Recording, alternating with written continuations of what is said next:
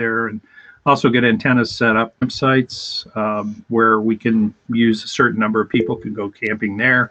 We've got other people up there that are also have their own reserved spots, and you can always camp in those spots there. Several members, they're all over the place. I know I'm up there. I'm easy to find. I'll have a motorhome. Let's see. On Saturday night, there's a barbecue dinner at about 6 o'clock. And I don't know. Let's see. There's a schedule I'll be sent out here probably next month on all the festivities, or at some point between now and that time. Let's see. There is a sign up that we've been sending out for the last 3 weeks, I believe, on the Sunday Blast, where we would like you to sign up if you're, number one, going to be up there for field day, and number two, if you're going to be there for dinner on Friday or on Saturday night, because we'd really like to know how many we're going to have so we can plan enough food for that event. Let's see. And there's going to be another sign up later on when we determine what items we will need for members to bring up, that and I'll send that out probably in the next couple of weeks. I don't know what else to tell you about it. It's a lot of fun. And if you see what are the dates again, Randy? If you see this trailer behind me, it's like Ray's trailer, only bigger. That's Enzo KG. Yes, somebody had a question. Is in the Randy, PRA what are those dates right again? KE0DC. It is June 26th and 27th. That's Saturday. It'll be the actual field day is from 12 noon until 12 noon on Sunday. And I don't know what else to say. Anybody have any questions? No. Well, great update there, Randy. Any questions for field day? 84 days. Only 84 more days. Wow. And it's coming fast. Real fast. That's awesome. Well, Randy, thank you, and thank everyone on the field day committee for what they're doing. It's certainly a team effort, and appreciate you herding everyone together on that and getting, boy, I think there's probably at least 15 or 20 people that are involved in some way, shape, or form, between logging software and safety committee, obviously of utmost importance, antennas and coax and power supplies and generators and solar panels and batteries and backups and food. Can't forget the food. I mean, that's of utmost importance. So again, thanks for all that you're doing there, and hope that everyone can join us for that. Sure enough, I hope so. It's a lot of fun.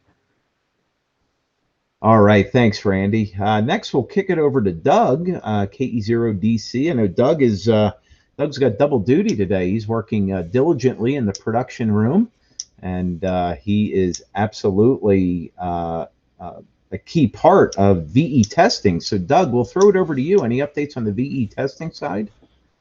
Yeah, thanks, Dan. Yeah, Nick with Patriot VE team is always adding more and more sessions. So be sure to check out the hamstudy.org/sessions/whiskey 0 Papa Charlie Tango. And I'll put that in the YouTube chat when I'm done. And they're all over town: Elizabeth, Federal Heights, Englewood, Centennial. So they're all over the place, and they're all free. The only free VE testing in town. Oh, HRO is another new one we've got. And if you can't find any there, you can go to the ARRL exam sessions, do a search. And just a reminder, you have to pay for those usually. So there you go, Dan. Back to you. Alrighty, Doug. Thanks for that update for sure. And again, thanks for all that you do as not only chairman of the VE committee, but all the VEs that are within the PRA. Just a fabulous job that each of you do. And it's amazing to see the number of new licensees that we get just in the state of Colorado, not only month over month, but week over week. It's something pretty remarkable for sure. So, and again, those types of things couldn't happen without volunteer examiners. So if you're interested in being a VE, give Doug a call. He'll be able to fill you in on all the good details for that. So thanks, Doug. Appreciate all that you do and all the VEs do for us. Next, we'll see if Brad, W0BDT. Brad, are you on the call today? Don't have Brad here. Brad was going to go over some of the new member details, but I know we covered a lot of the new members as part of our introduction at the start of the meeting. We'll kind of jump into the next topic. We'll throw it over to Paul, AC5S, for a repeater committee, and Paul will make it a double. We'll also throw in the Elmering side as well. So, Paul, over to you. Hey, thanks, Dan. Good to see everybody on here. Welcome to all the new members. I'll give you my quick Paul PK story. Paul would always say, "Hey, Paul," and I'd say, "Hey, Paul," and that was always a lot of fun. But he used to tell me how he copied code at 40 words per minute, and he was really upset with himself because he, on one particular string he was copying, he missed 2 letters, and I kind of looked at him like, "You're sick, man." But what a great guy. What a great guy. So anyway, well, let's get into the repeater committee happenings. We had a meeting this week, fantastic meeting, by the way. And in case you don't know, we have a bunch of repeaters on there, and they're all up 100% of the time. I don't know if this is our premier repeater, but our Fusion repeater is certainly right at the top of the list over at our Hollywood Hills site. It's a fully linked Wires Xbox repeater. Get on the air. If you're a Fusion user, it has great coverage. You can link it to other rooms all over the world. And thanks to Randy for really kind of, and Bill, Randy and Bill for spearheading that, and Craig. But anyway, that repeater's there. It's up on the air. It's working great. Thank you. Get on the air and use it. We have 2 repeaters up on Squaw Mountain. We have a VHF repeater that's linked with the All-Star, and we have a D-Star repeater, which is probably the best in the country, honestly. It's certainly the best in Denver. Wide area coverage. And we have a DMR repeater at our water tower site, which is 470 and Chambers. We have an experimental repeater there as well, which is on VHF.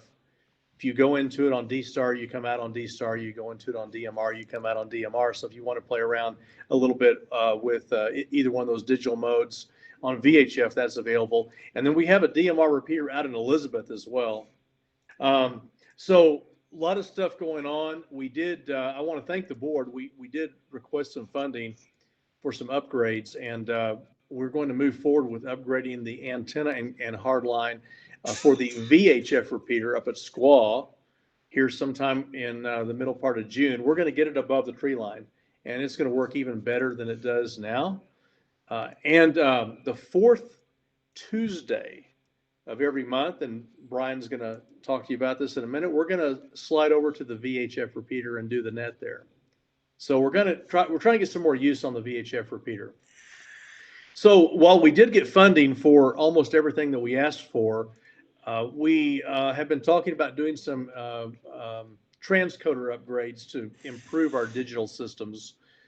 And but we need a static IP for that. And that's the Squaw side. And there's about 3 or 4 feet of snow up there right now. So we just can't get up there until the middle part of June. But we're definitely having issues with the Wires X connectivity to our mega repeater. And that fix is coming, but again, we have to get up to Squaw to do it. So on a temporary basis, we are disconnecting the Wires X connectivity from our digital net on Monday nights. You can still come into the digital net if you want to use Fusion on the YSF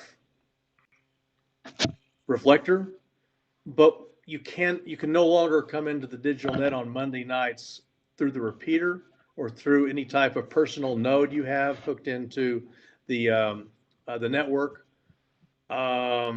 This is something we've just had to do because of the difficulty in keeping the net operational with the Wires X issues that we've been continuing to have. So we're not throwing any of the the Fusion operators under the bus here, but we just can't support that on Monday night anymore unless you're coming in on the YSF reflector. But if you do come in on the YSF reflector, keep in mind your audio is about 30% lower than it needs to be. So if you're using the YSF reflector in a hotspot, you need to eat the mic. You need to put the mic right up to your mouth. You need to speak louder, or we just won't hear you. But please, well, just know we're going to turn off that link. So if you're trying to use a personal node, a Yaesu radio that has a personal node connection, or a Wires X box, or going into the Yaesu repeater, the Fusion repeater up on Hollywood Hills, those links will not be turned on anymore for our Monday night digital net. And we apologize for the inconvenience, but until we get the new link set up and operational up at SQUA, we're going to have to disconnect that. And Brian can touch on that here in just a few minutes. Also, within the repeater committee, we have another group called the Repeater Engineers, and that is chaired by Bill and co-chaired by Tim, and they're meeting next Tuesday night. And there's a lot of stuff behind the scenes that has to happen to get ready for this change midsummer, when we move everything from the Wires X and the I think the room is the 40895 Wires X Colorado Mega Room. When that gets moved up to SQUA, there's a lot of stuff that has to be done ahead of time. So they're starting to meet on that. So I appreciate all the work they are doing. So everything's good. We're up and operational in all the repeaters. If you have any questions about Monday night, just give me an email or drop a note on the webpage, and we'll be happy to discuss that with you. Now, the Elmer Committee, it consists of 4 people right now. We would like it to consist of 8 to 10 people. So if you're interested in helping out on the ElmerNet, please let us know as well. We are looking at some changes upcoming with some things, trying to be better able to serve the members, and also looking forward to when we can get back to a face-to-face meeting. We're really excited about that. I was talking to Terry earlier, WB3EBZ. He can't be here tonight or this afternoon, but I don't know that anybody is probably happier than Terry is about us being able to get back to a face-to-face meeting. So I think that's coming shortly. I think hopefully as Douglas County goes to green, the mask mandate is lifted. Hopefully the library will follow suit, and we can start getting back to our monthly Elmer nights or Elmer days or whatever it is that we end up doing. But until then, we're working on some experimental stuff with Jeff to allow members to get questions to us, and so we can address those. So Jeff's working through that.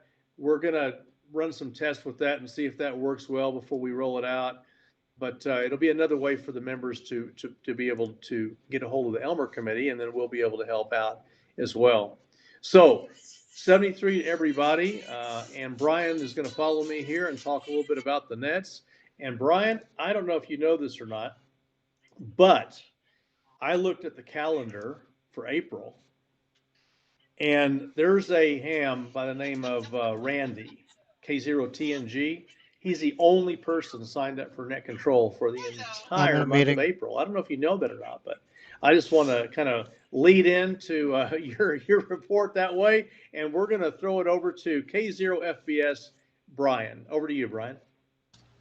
Thanks, Paul. Appreciate that. Thank you, Randy, for signing up to be net control on that Tuesday night. We actually have 2 people now, Paul.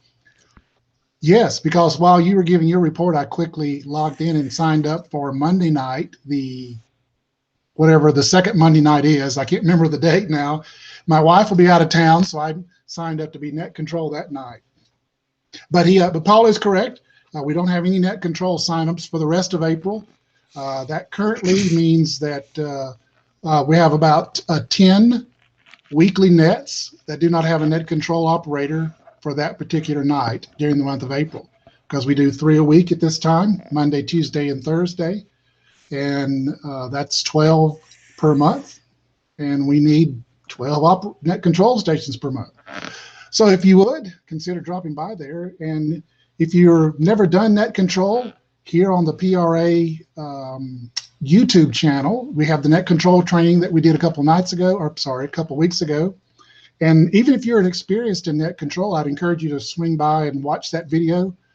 You might pick up a couple things, and that would be helpful to you as you do one of the PRA nets.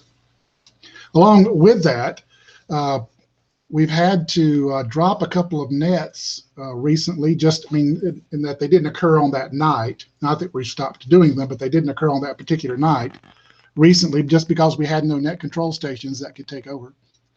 And so we'll just have to take a look at that. If that kind of a situation continues, we'll have to just reevaluate some of our nets and see what we need to do and what we need to not do, of course.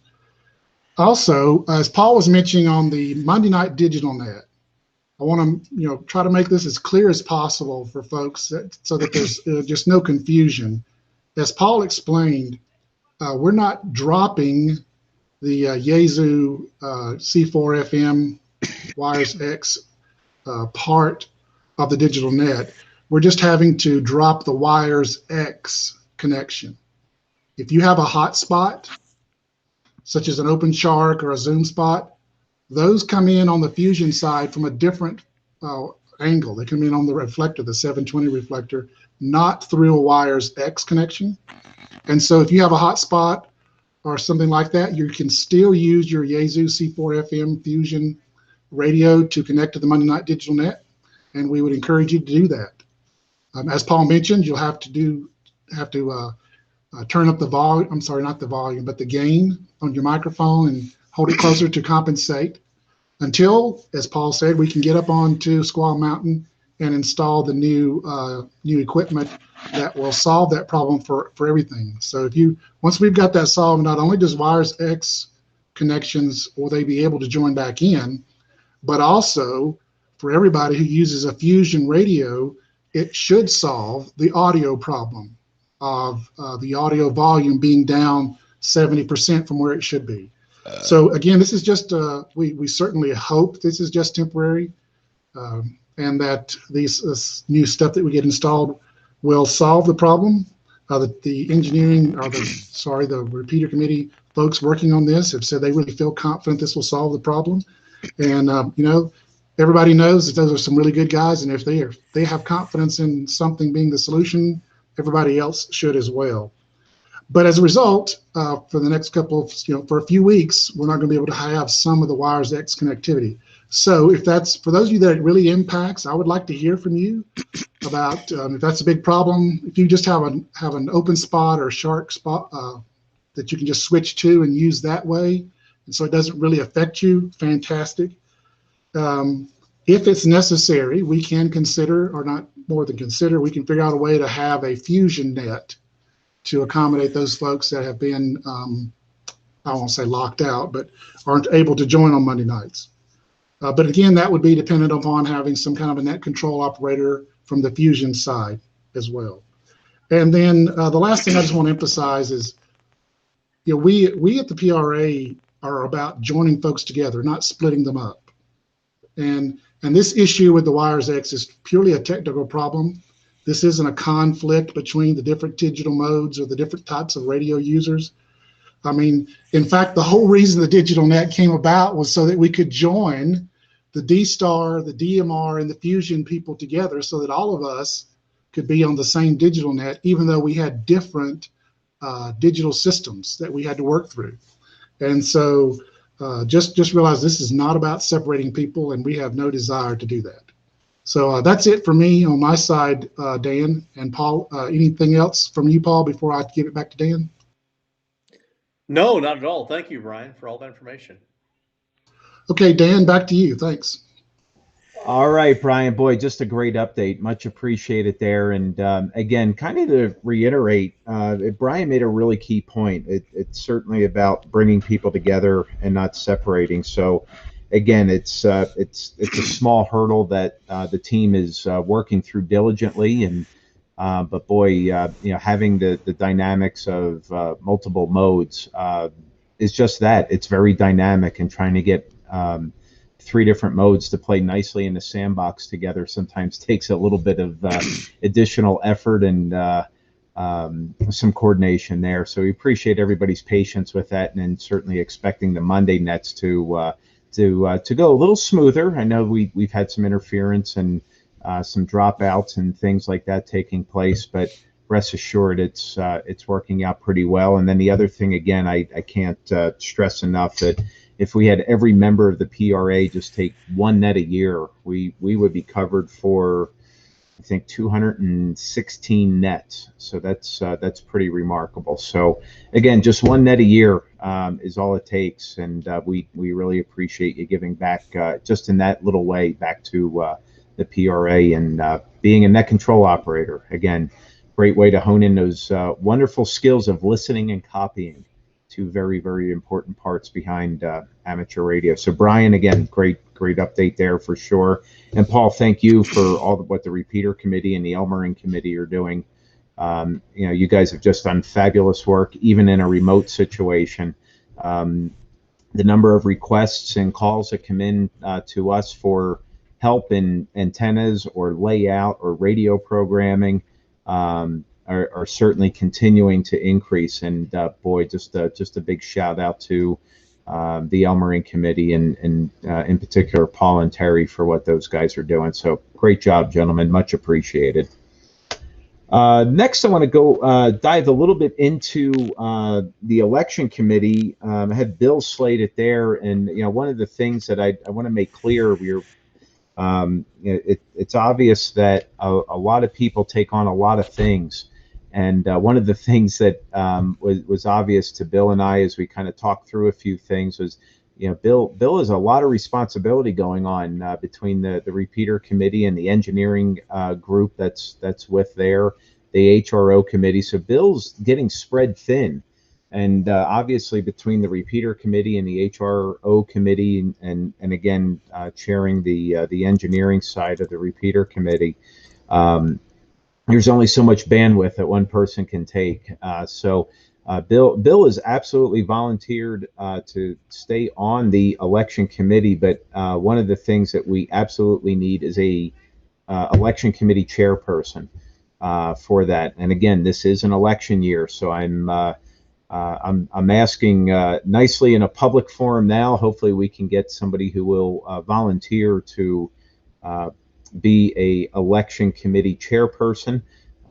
We really need it. And again, it won't be a John Wayne position, like our nets are not a John Wayne position. We won't make the election committee a John Wayne position either. In fact, we're, about transparency, we'd like to have at least 2 or 3 people on the committee. So just need an additional person or two to give support to that would be greatly appreciated. And if you have any questions about the details or the expectations behind it, please reach out to me. Use my call sign at parkerradio.org. That's N2SRK at parkerradio, all one word, .org. It's a flash in the pan type of committee. It only comes by every 2 years. And certainly this year, again, flash in the pan, there's a pretty good amount of effort that really goes into it right after field day until the election. And then after that, you get the kudos of a job well done. So again, if you're interested in that or need additional information on it, please reach out to me. Bill, is there anything that you'd like to add to that or that I should add in? No, you got it just right. And I remember the email I sent to you. I requested to. I was looking forward to being on the committee. I didn't actually know I was going to be chairman, but and then I realized I was the only one that sent an email. So by default, I guess I became chairman. I'm like, oh yeah, that's cool. That sounds fun.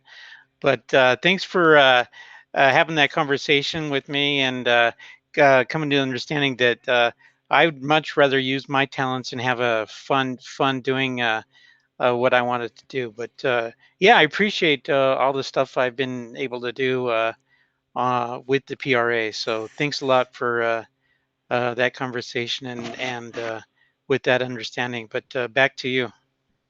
All right, Bill, thanks for all that you're doing with the PRA as well. Again, it's all about bandwidth, and boy, when you feel like the bandwidth is getting taxed, Bill did it right. He called and just said, hey, I'm getting spread too thin, and he was absolutely right. So Yeah, Bill, I appreciate that very, very much. It's just a good thing, and hopefully we have somebody within our esteemed membership that will be able to jump in and take the helm, and you'll have some real good backup support on the election committee side.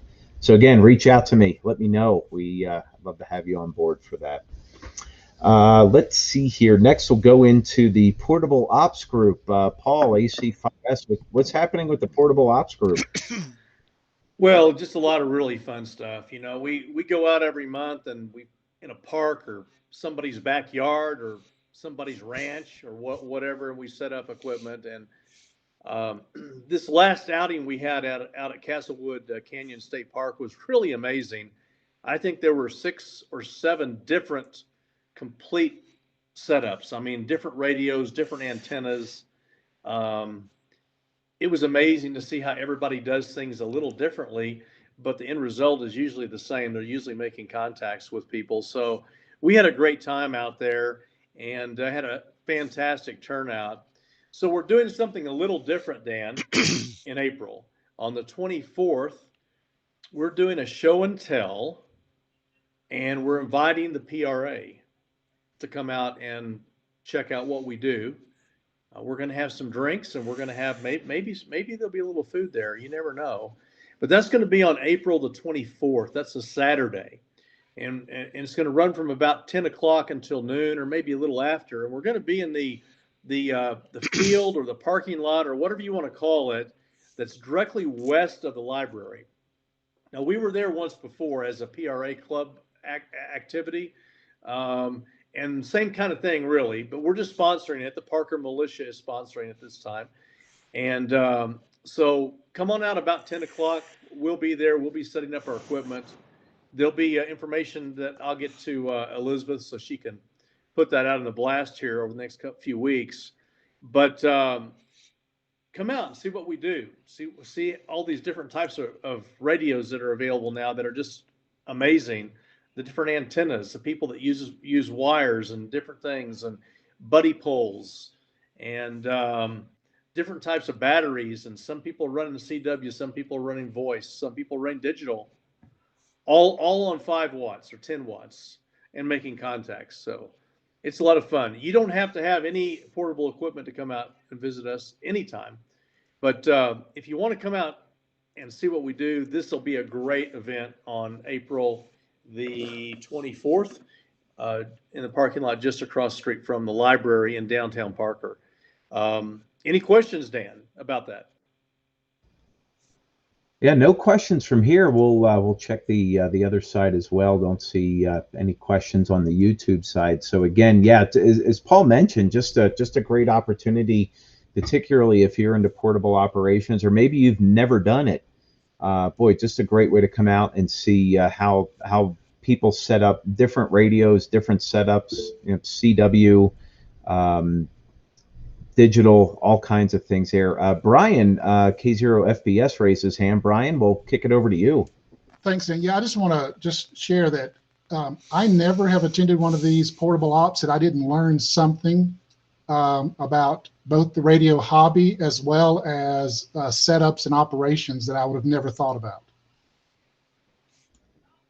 Yeah, great comment there. Yeah, you're guaranteed to walk away learning something with the portable ops group. So mark your calendars if you can get out there. Again, that little patch of field just west of the library. That would we'll look forward to seeing everyone out there for that. Thanks for that update, Paul. Much appreciated. Next here we got Jeff, AB0L, in the website committee. Jeff, we'll throw it over to you.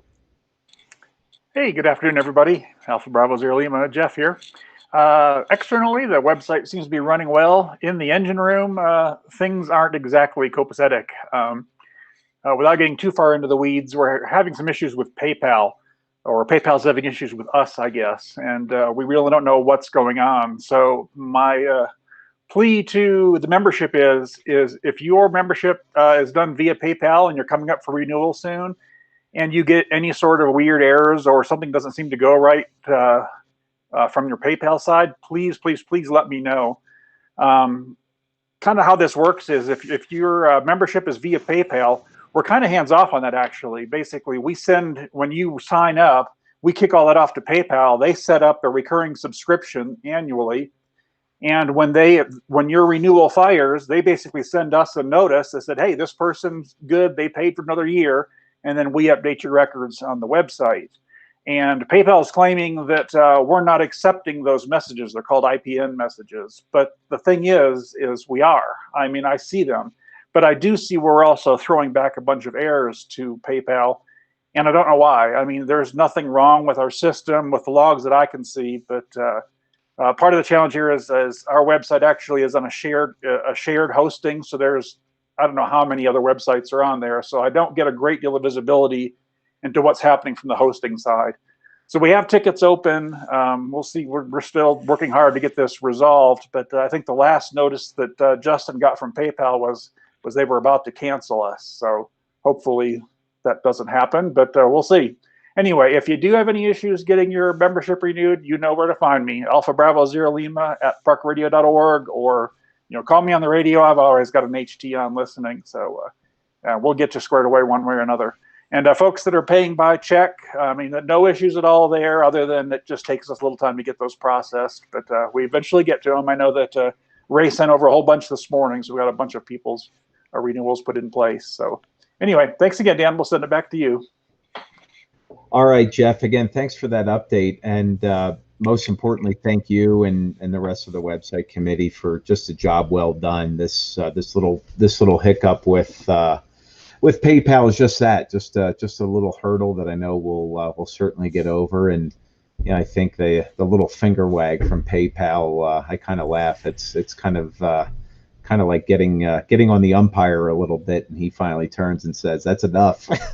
So no big thing. We'll certainly get over it for sure. And but the magic of our website just doesn't happen by a couple mouse clicks and some keystroke errors. It's done by expertise and experts that are back there doing it. And Jeff leading the charge with the website committee just does a fabulous job. I really love our website, and I'm not just saying that because I'm part of the PRA.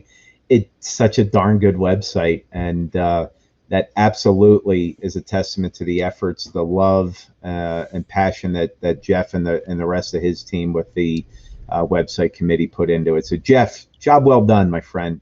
Job well done. All right, we'll actually kick it over next to another guy who's really passionate about things, Bill, W0SUN in the HRO committee. Bill, what's happening over at HRO? All right. Hey, first of all, I want to say, Jeff, I'm glad I got some of those messages about PayPal. And for a second, I thought I was going to be the first one to be kicked out of the PRA. So I'm relieved. I'm still my membership was renewed. I was talking to HRO this morning, actually, when they opened up, and I was checking on the status of things. And I've been over there periodically, and they're still they still have the status of only 2 people at a time in the store. Now, historically, we've gone over there once or twice a month on Saturdays, and we've set up a table. Our tables are still there. You can see them right in front of the cash registers. But we set up and we answer questions, and we help field questions about ham radio. And it gives us an opportunity to get a lot of people, new hams or whatever. They learn about the Parker Radio Association. We're looking forward to doing that again, and we still don't have a status of when they're going to open it up to more people, and they don't know either. So we're waiting for that status. And then as we get to that status where we're meeting face to face in the future, we need more people to sign up with the committee, and so we can have more than just a couple people or one person show up on Saturdays, and that'll be great. So look for that. I'll be asking for more volunteers to go with the team of at least 2 people to man the tables on a Saturday. So watch for that. Also, let me just say a word to the about the fusion stuff. I'd like to do a lot of fusion, as you know. historically, when we started this club, we started the digital net. We were always a D-Star club first, and then as we got involved with DMR and got more repeaters involved, Ray was just like, how do we connect these two? Ray says, hold on, hold my beer, I can do this. And Ray went and connected the two systems. And then we got Fusion involved. He goes, oh, hold on a second. He got the Fusion stuff going. So we have Fusion reflector through a hotspot. You can get in with a Fusion radio, DMR radio, D-Star radio. It's fantastic. The only thing is, those are open systems, and you can connect a wire on the cloud between DMR and D-Star. You cannot do that with Wires X. It's a closed system. It's difficult. And what we're doing right now is kind of a Band-Aid approach. Instead of connecting the wires, we're just throwing a signal over the fence. And every time you transmit on Wires X, there's an RF bridge involved in somebody's house, and it's kind of hokey. So it's not the Wires X problem, the Fusion problem. It's the nature of the beast. So what we're doing, since we've done this, Brandmeister has opened up new technology, and we're waiting to connect to this technology where we can connect directly to Brandmeister DMR technology, so we don't have to keep throwing it over the fence with an RF bridge. And that's what we're waiting for. We don't, we used to have a static link, and Ray paid for that out of his pocket. We're trying to get away from that. And the only static IP we have with the PRA is up at Squaw Peak. And so rather than pay for another static IP, we're just going to take the equipment and take it up to the rack at Squaw Peak, and then we connect with the wire. And so we'll notice some vast improvement in that. So that's what we're doing. I'm excited about that. The engineering team is doing some exciting stuff. We're moving it out of Ray's house to the cloud and to the rack that is PRA owned. So we don't have to rely on just Ray. We've got the whole engineering committee, and we're very excited about that. So stay tuned, and also keep in mind that during the net, that RF bridge gets bogged down.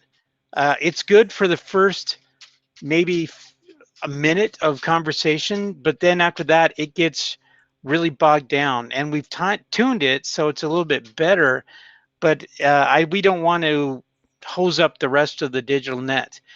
When we make that link, it's going to be a lot more clear. So we're disconnecting it. Keep in mind that during the week, it's still connected to the Megalink. So you can still get on the PRA repeater on Wires X and still connect to the Mega system.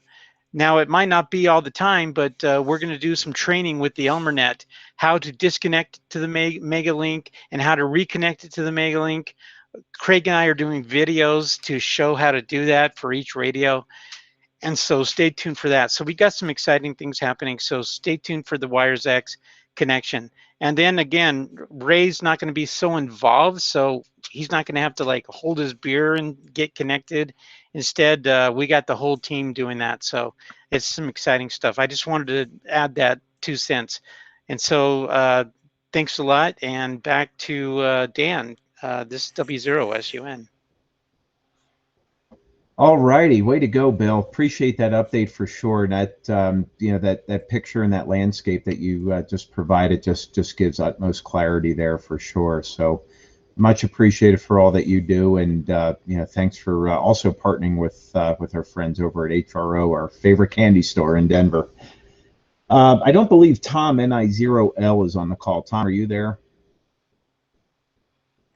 All right, we're going to bypass the gear committee update.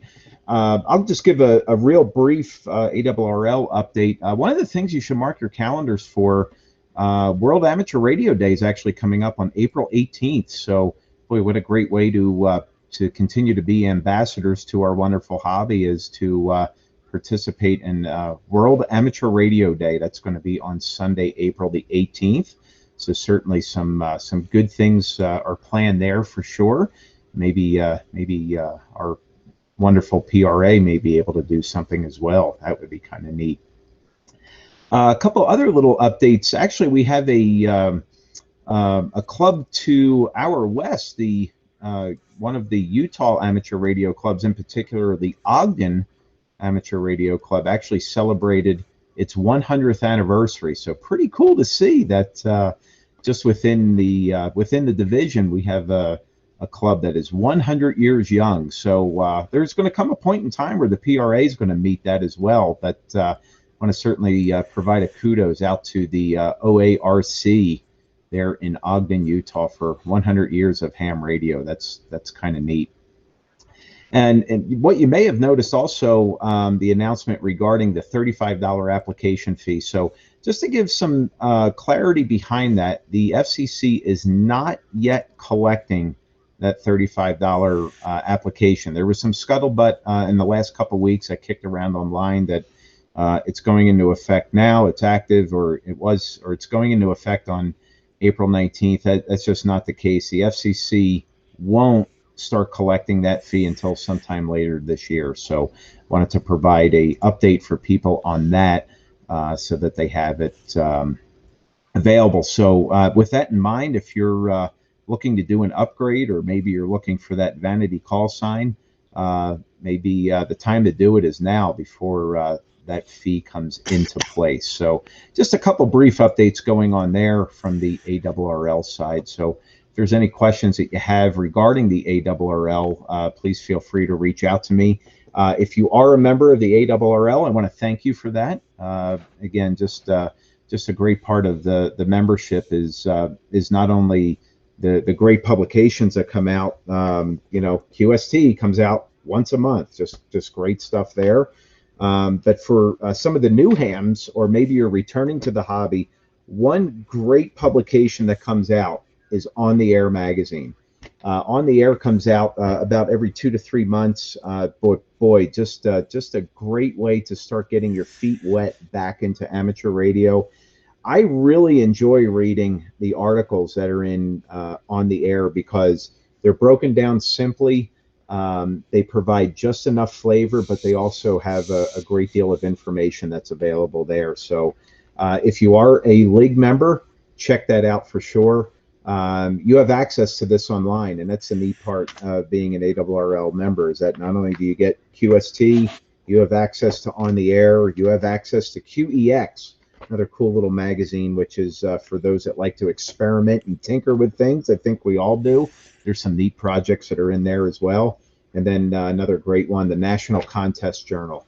That's available to read online or as a download or on your favorite handheld device, whether it's your iPhone or maybe an iPad or maybe one of the other tablet type devices. You have access to that. So again, I want to thank you for being an ARRL member if you are, and if you're not and you have questions about it, feel free to reach out to me. I'd love to be able to answer those for you. Any questions there around the gallery, other than my ribs are making great progress? I can smell them outside.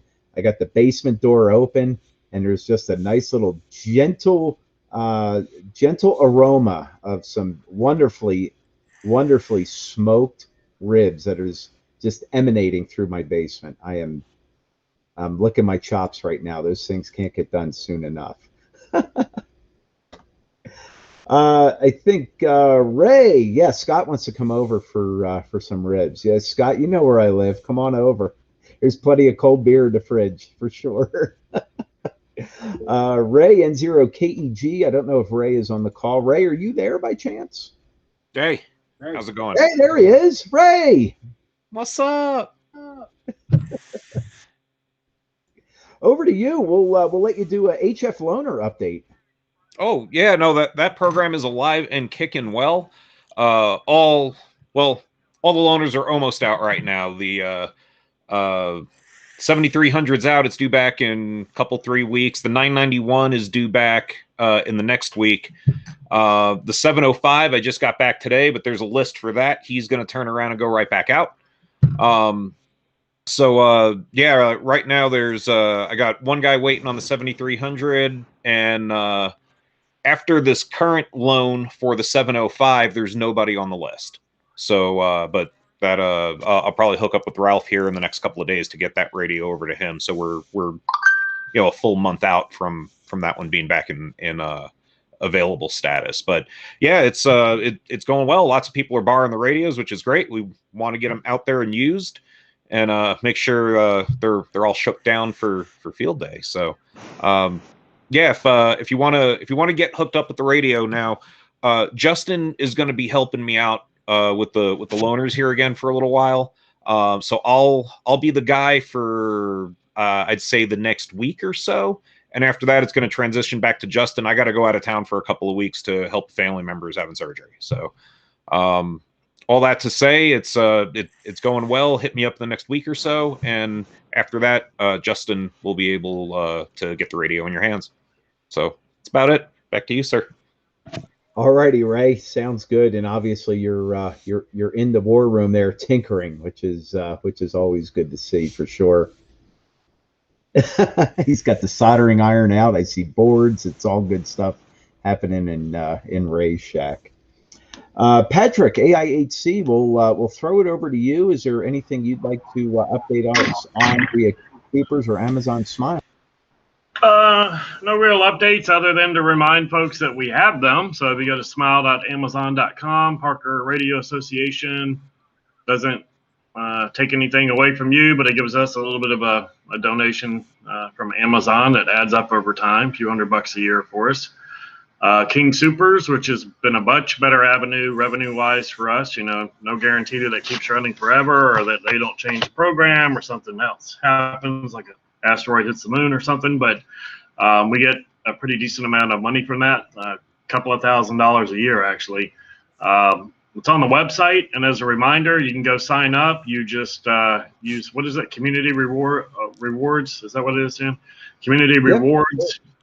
If you need help with it, we've got information on the site. You can always reach out to us at board@parkerradio.org, and we can help walk you through it. It takes you 30 seconds to a minute to assign Parker Radio Association to your King Supers, Kroger, whoever account, and that can be anywhere in the country. So if you have family that you want to ask to do it, I've gotten my mom and sisters to sign, a couple of my sisters to sign up for it in Georgia because they have Kroger there, and it's a much higher percentage than what we get with Amazon.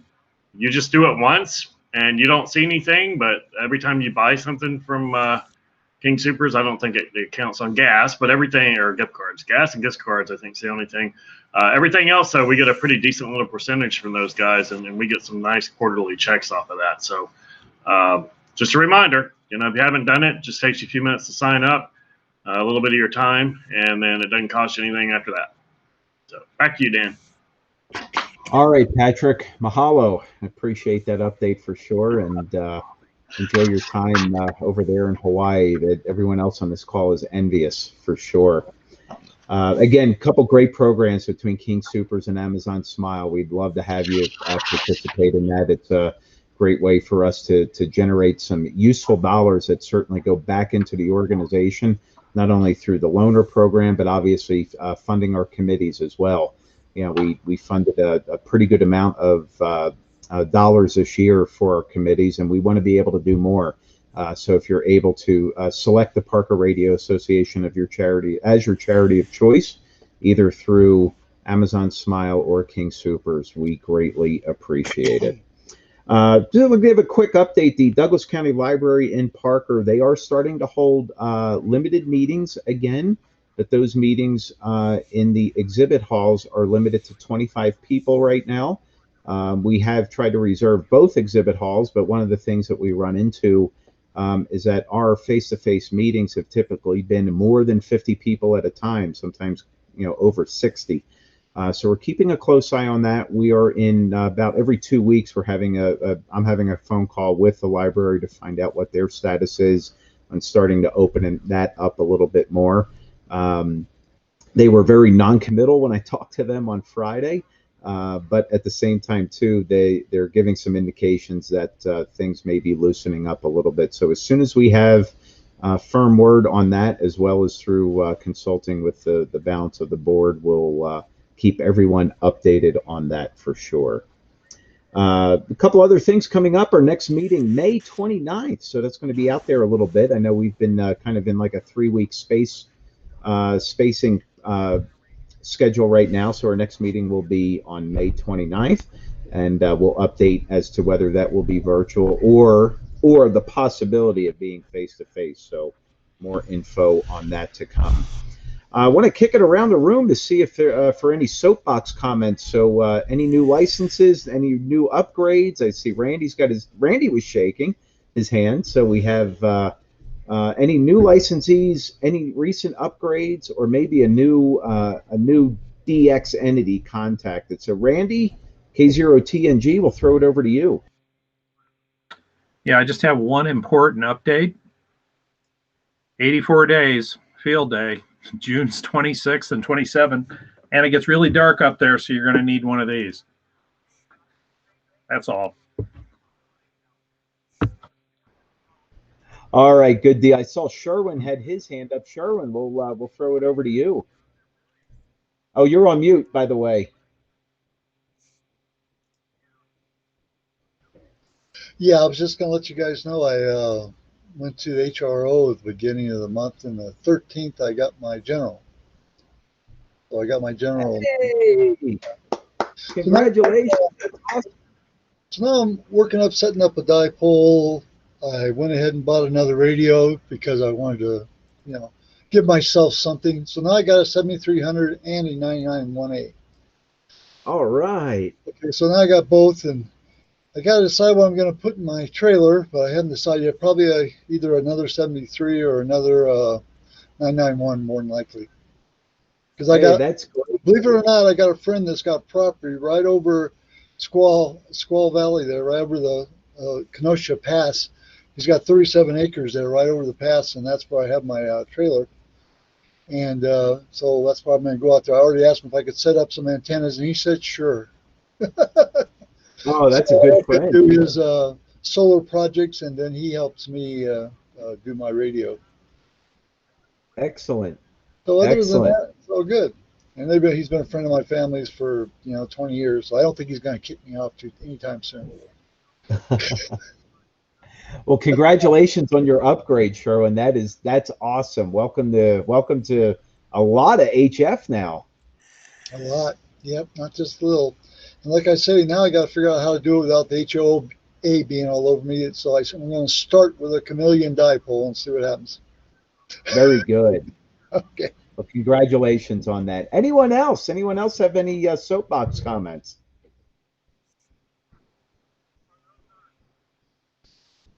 All right, hearing none, we'll close out the business meeting for April. I appreciate everybody's comments and updates, and particularly our committee chair. Some good stuff there for sure. So again, want to thank you for all that you do for the PRA. Now, one of the things that's just an absolute feather in the cap of what we do each month is that we provide great presentations back to our members, and this afternoon is no exception. Going to be introducing two gentlemen that will be doing a presentation as well as a demonstration on remote operating. So we have Bill, WT0DX, and Paul, NO0T. They are going to be our presenters for this afternoon, and I would like to kick it over to those gentlemen. And first and foremost, want to say thank you guys for providing insight, your expertise, experience in the world of remote operating. So we're glad that you're here. And Bill, we'll throw it over to you.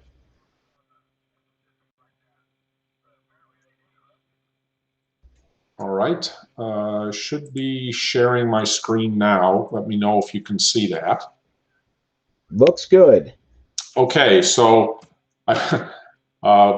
first of all, good afternoon to everyone. Paul and I are collaborators on helping each other out, putting together remote stations. And I was just realizing that I'm doing a remote presentation on remote stations. So it's all about remotes this afternoon. A second here. So what are we going to talk about? A little bit about Paul and myself, our backgrounds, and how we got into remote stations. why you might want to consider setting up a remote station or using a remote station. We're going to talk about several different ways that remote stations can be set up, how you might get started, a few operating tricks, and then we're going to talk in a fair amount of detail about our specific remote stations. And then, as Dan said at the end, we're going to do a live demonstration of my remote station.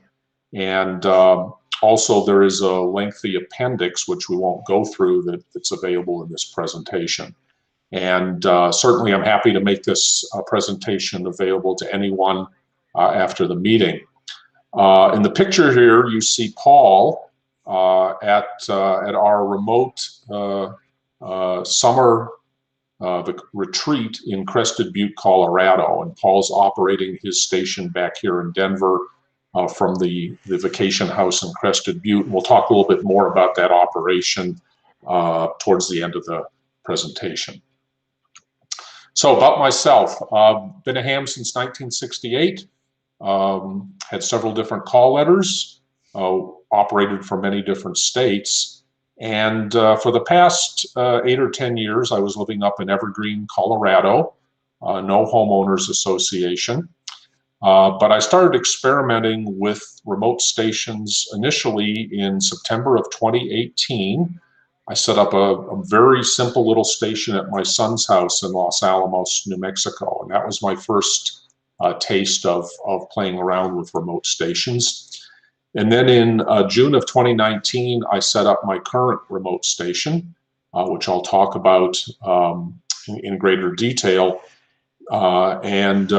Most recently moved to Aurora in Inspiration.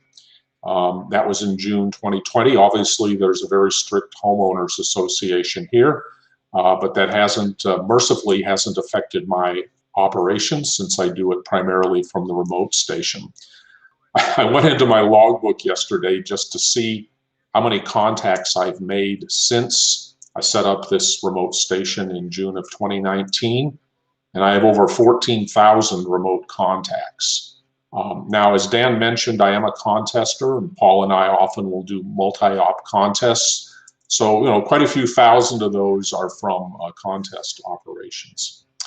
And then lastly, the picture here on the right are some of the antennas, but not all of the antennas that I have available to me at the remote station. And I'll tell you the story behind that when we get into greater details. Paul, you want to say something about your background? Sure. Thank you, Bill, and thanks for running the slides for us here. Yeah, for some of the folks here, I was originally from Canada. Obviously, you can see there by my call sign back in '64, and we spent most of our, I guess, early life in Canada. Moved down to the U.S. in 1981, 82, and went down and finally just wrote my extra class license, and that was it. I didn't have to go through I had to actually go through every exam, all the way from the novice through the extra. But luckily they only made me do the code once, so that was good. And we've moved from Minnesota to North Carolina, Texas, and finally settled here in Colorado. And actually lived in Parker for a while, up until about 2007, and then moved downtown to a condominium.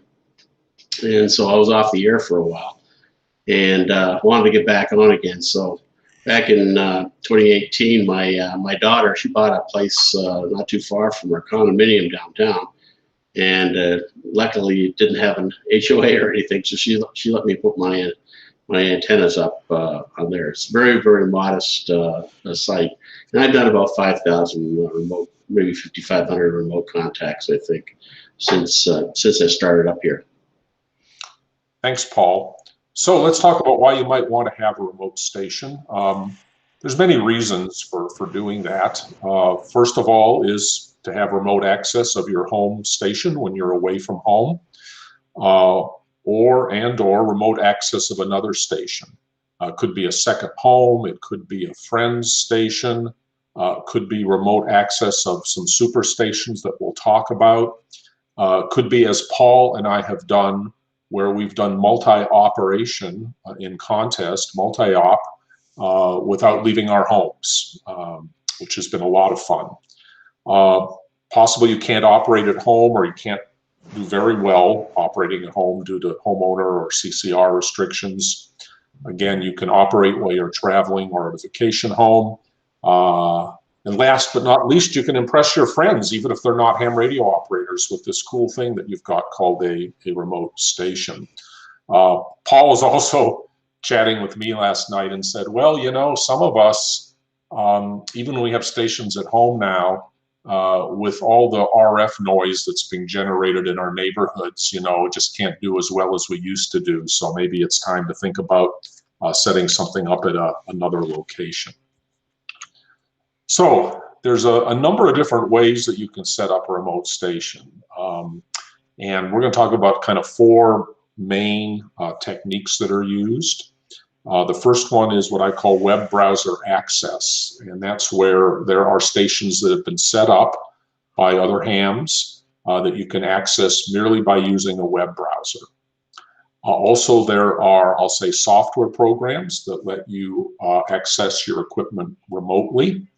There are also what are called remote front panels, where you can split your radio in 2 and have part of it at one location and the panel right in front of you wherever you happen to be. And then the last one is what we call remote desktop, which is a very nice solution. It's probably one of the least expensive solutions. And it's, in fact, what both Paul and I use for our operations. So we'll spend a lot of time talking about that approach. So web browser access. Well, the most well-known station or set of stations is through a company called remotehamradio.com. And they have 20+ stations set up around the country. It's amazing. They have 40+ towers, 200+ antennas, and these are, some of these stations are very, very impressive stations. In fact, their station in the Northeast, or one of their stations in the Northeast, they claim, and I think it's a legitimate claim, that that station is the closest US-based station to Europe. And so obviously it's works very well when you're trying to work over into that part of the world. Now, it is a subscription service. You can access these sort of mid-range stations for $99 a year, plus you pay so many cents per minute. And then the premium stations, which are just phenomenal, they want a little bit more, $1,000 a year, plus up to as much as almost $1 a minute. By the way, most of these stations are booked well in advance for contest weekends, particularly some of the multi-op contest weekends. And yes, it's a lot of money, but if you think about what it might cost you to set up an equivalent station and operate it, particularly as a remote station, you know, it's not a bad value. And certainly for $99 a year, you know, I know a lot of people that who like to do DXCC, which of course you can do from anywhere in the continental US. It still counts. They'll just get on when there's a DXpedition, or when there were DXpeditions. They'll get on for 10 minutes and they'll work the DXpedition station, which they might not be able to do, you know, easily from their home operation. Again, it's web browser access. You can also access it through Android phones and iPhones, and they've recently started converting all their stations to be Flex radio based. So you can now use the Flex Maestro front panel if you want. And here's a couple images I grabbed from their website that just show you what the user interface looks like. They've been evolving this over many years. The one on the left would be what you'd see on your PC or Mac screen. The one on the right is what you might see on your iPhone. And you can control the radios, obviously. You can control the antennas. You'll see in the lower left there, an image of a particular antenna that you're on and its orientation. And obviously you can operate digital modes and sideband and CW with these stations. So very interesting solution for operating not your own, but someone else's remote station. And there are other hams who have set up remote stations that you can join an organization that they sponsor and operate their remote stations. In fact, I have in the appendix a link. I think the call letter is W7DXX. I may have that right or wrong. That remote station, believe it or not, has been on the air for 21 years. So imagine how that station was built 20 plus years ago to be operated remotely. And of course it's updated now, but it's quite a phenomenal story and a fun station to operate. Okay, software programs. So you can certainly connect your radio and some other devices via software programs that I've listed here on this page. And these all have some form of being able to operate remotely. That is, you have software at the radio, and then you have software remotely wherever you happen to be operating. And of course, it's connected over the internet. Ham Radio Deluxe, it's widely used software, also has remote capability. Then kind of my favorite set of programs, the Win4ICOM, Yaesu, and K3 suite. And I'll show you that when I do my demonstration. A very nice remote operation. You can also use an audio server, so you can have two-way audio, spectrum display, CW keyer, and it interfaces very nicely to other software. And then there are several other solutions, including some that are provided directly from the radio manufacturers, such as the ICOM RSBA1. Which, by the way, the server for that is actually built into some of their most recent radios, like the ICOM 7610. I also have listed some other ones in the appendix. Typically, when you're operating one of these, you get a virtual radio that's presented on your computer. And they often try to mimic what the front panel might look like on a radio. In some cases, they actually have more features exposed on these front panels than you have on the actual radio itself. So in my case, I use an ICOM 7600 at my remote station, and that image in the lower right, as you'll see later, is what my front panel looks like. And it actually exposes a number of controls and other features in a way that's actually easier to use than if you were sitting in front of the radio itself. The third technique is what's called remote front panels, and this is where you literally can physically split the front panel of your radio off from the base unit and operate it over the internet. And this is typically done with something called the remote rig, and you use a pair of these modems to transfer audio, radio control, and some station control. Again, it works with various models from Kenwood, Yaesu, ICOM, Alinco, Elecraft, where they have a separate front panel or what's called twin operation. And also you can use a PC at the operator location. Last time I checked, cost about $500 for the pair here, which you can get from HRO or other places. This diagram, which I apologize is a little bit fuzzy, shows you what you do, which is on the right-hand side, you have your modem, you have your base station radio, you might have an amplifier, you might have a rotator. These are all plugged into the modem. Then you make a connection over the internet to wherever you're operating from, where you have a complementary modem. You might have a speaker, a microphone, you can have a CW panel attached, and obviously the front panel of your radio. So this is very nice solution. I know a number of hams here in town that use this method of operating their radio when they're away from home.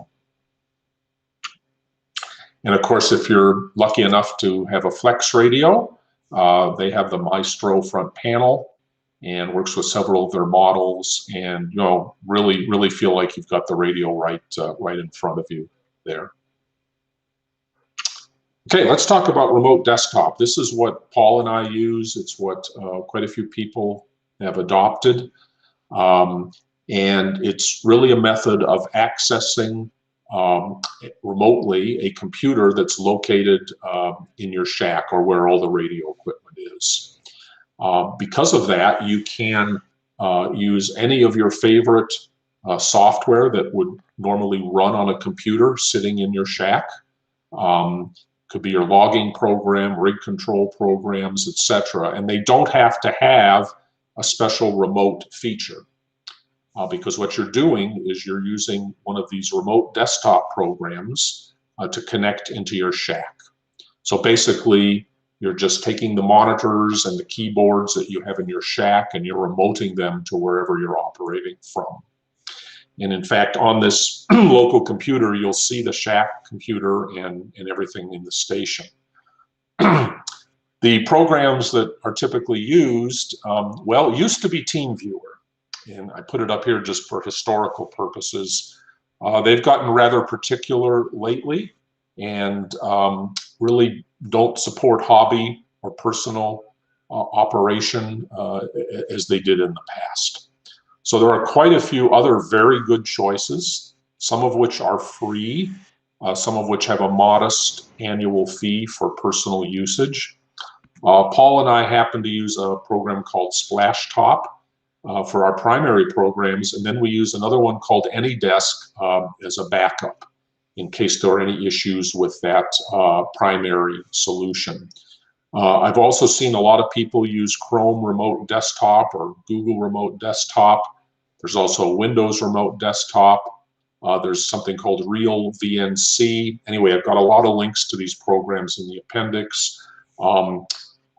Pretty much all of them have free personal usage. There may be some limitations where you may decide it's worth paying an annual fee, which is what Paul and I do with SplashTop. And again, this is what we use for accessing our remote stations. Here's just a quick screen grab of what my typical remote operation looks like. This is actually a 2-monitor display, which again, I'll show you a little bit later. And on the left side, mostly is the radio, amplifier, antenna switch, tuner, rotator, etc. On the right monitor is obviously a digital WSJTX and JT Alert, and also my logbook. And of course, you can move, like you could with any computer, you can move all these items around. When we're operating a contest, typically that entire right-hand screen is consumed with a variety of N1, MM plus windows. So how do you do this? Well, at your radio location, at your shack, you do have to have a transceiver with computer control or CAT control.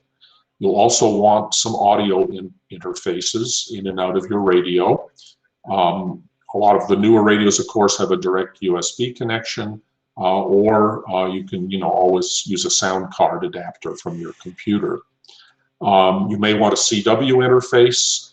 We've got some options in our appendix, and Paul has actually set his station up for CW. I haven't because I'm not a CW operator. Then you need the PC, the computer that will be in the shack. That's connected to the transceiver and all the other devices that you want to remotely operate. One of the key things is you'll want to configure the BIOS in your computer so that it boots on power up, because obviously you're not going to be at that location to enter passwords and do other things when you're booting up the computer. Also, you want a good video graphics capability for doing the remote. But again, pretty much any modern computer has that capability. One of the key things you're going to want is you're going to want remote power control. You're going to want to be able to switch your computer on and off. You're going to want to be able to switch your radio equipment on and off. So what we use is the very commonly available Wi-Fi, AC controlled outlets. You can get these switchable Wi-Fi outlets are typically good for up to about 15 amps, and they only cost about $10 or $15 each these days. Then, of course, for your connection, you need a good internet connection. And if you think about it, at that remote location where your ham equipment is, it's really the upload bandwidth that matters, because you're basically going to be broadcasting your screen information as an upload from that location. Of course, at the location you're operating from, like my house, it's the download bandwidth that's needed. When we say good, it doesn't have to be great. You only need about a 1 to 2 megabit per second bandwidth to have very high fidelity on the receiving side in terms of all your screen images. And of course, an audio link is a couple hundred kilobits. So it's not like you're streaming HD video to accomplish this. But it does need to be good. It does need to be reliable. You don't want to have dropouts, and you want respectable latency on that link. So what kind of software might you be running on this remote desktop? Obviously, radio control. You may have other operating software. You'll want an audio link. CW interface, maybe a digital voice keyer. We use that all the time in our contest operation. If you're gonna control an amplifier or an antenna tuner, you have to have some software, and hopefully the amplifier or antenna tuner comes with such a little application. If not, actually, Paul's going to talk about something that he did a little bit later. Antenna switch, you may need a separate antenna switch, or you may just be able to do that through your antenna tuner if it has multiple inputs, or even through your radio if it has multiple inputs. And obviously, if you're using a rotator, you're going to want to have a rotator control that's been modified for connection to the computer. So how do you get started? Well, you do have to figure out how you're going to interface your equipment to the computer. Select the software you want to use. Determine, again, how you're going to control the power on-off for the equipment. You may have to do some configuration of your internet or routers. Sometimes you need to do some port forwarding and open some ports. Sometimes you don't. Kind of depends on what the software requirements are for the remote software. You can always start by doing a little trial in your home between two computers that are on the same local area network. And then probably the best thing, and this is what Paul and I have really benefited from, is work with somebody who has done this before. There may be certain things that you need to do that an experienced person can easily show you how to get it running, and it saves a lot of time and frustration sometimes trying to figure that out yourself. Let's talk about internet latency and routers for a second. So as I said, you need a good internet connection, but you don't need a great one. In fact, we'll talk a little bit about the operation in Crested Butte and what we have there. You do care about latency, and latency is not just on the internet connection. It may, have to do with your computer, some of the software you're using, etc. But you need to have latency where at least it's not, noticeable to you. On my audio link, I definitely have latency, and so when I'm operating in a sideband contest, it's not bad, but I do have to keep that in mind as I do my operation. On routers and firewalls, you're going to need to make sure that some ports may be open. You may have to do some fiddling with your Windows firewall. Again, a buddy can help, or you can get a lot of information by Googling the particular item that you may be having some issues with. A couple operating tricks. So start simple. Control your transceiver remotely. Just start with the radio. See if you can get it to operate remotely. and then, add more devices and software. You may want to try a digital mode first. Maybe much simpler than getting your CW link or your sideband audio link running. One of the things that I have used is I use a macro recorder player, such as a free program called Tiny Task, to start and shut down all the software. At last count, and I don't remember, I have to start up something like 8 or 10 different applications on my remote desktop, just to run all the different pieces of hardware that I have in my system. And you can use a macro recorder to facilitate that. So you just have to press one button, so to speak, to get everything started. Again, I'm going to reiterate, make sure you have an AC power control solution. Your computer or software may freeze. This is Windows, after all, that can happen. And also you may need to restart the transceiver. Obviously, you want to be able to power down during storms. Little picture on the right here is a 220 volt power controller that Paul built himself so that he could physically power his amplifier, which runs on 220 volts up and down when he's not in the shack. For remote CW, we highly recommend that you check out the WinKeyer remote solution. This is what Paul uses and seems to work fine.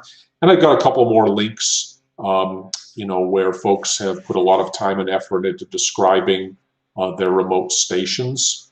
K6UFO, very well-known presenter about remote stations.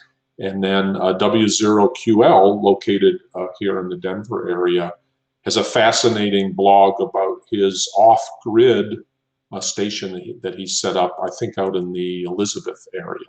So some really fun stuff to read about and things that you can learn. So, NOOT, I'm going to switch it over to you, Paul. Tell us about your remote station. Sure. Well, thanks, Bill. You did a great job there. And yeah, that little relay that you showed there, that's a real helper. I started off with a smaller one, which didn't work so well. So I finally went over to one of these electrical shops in town here, and they had those relays for 25 bucks. So I bought one and hooked it up there, and it runs my 220 up to the amp. So that works really good. So as I mentioned earlier, my daughter, KE4RHU, she had a 3-story duplex that she purchased near Sloan's Lake. And it wasn't that far from my place here in downtown. In fact, I can see my antennas from my balcony. So I've got a couple of Innova antennas, the 6-meter, 6-element LFAs, and got them on the roof there. And I also got a couple of dipoles hanging off the side of the building at 25 feet. The radio is just a ICOM 756 Pro 3. And I got a couple of SDRs because I found out that SDRs are a lot better than trying to run the IC 756 Pro 3. I used to use, I ran one of those things and went on a de-expedition out to Christmas Island back in 2003 with a bunch of guys from Parker. And it was a great radio, that's for sure. But I picked this up on the used market and I use that for transmit. I have a SDR switcher. I've got the Palstar LA1K solid state linear and a high gain tail twister with one of the Ham Supply RS232 easy boards inside. One of the other things I got is you need is a good computer. I found there's a lot of really good computers available that are reconditioned or rebuilt for like about 300 bucks. From Newegg or Discount Computers or any of those places.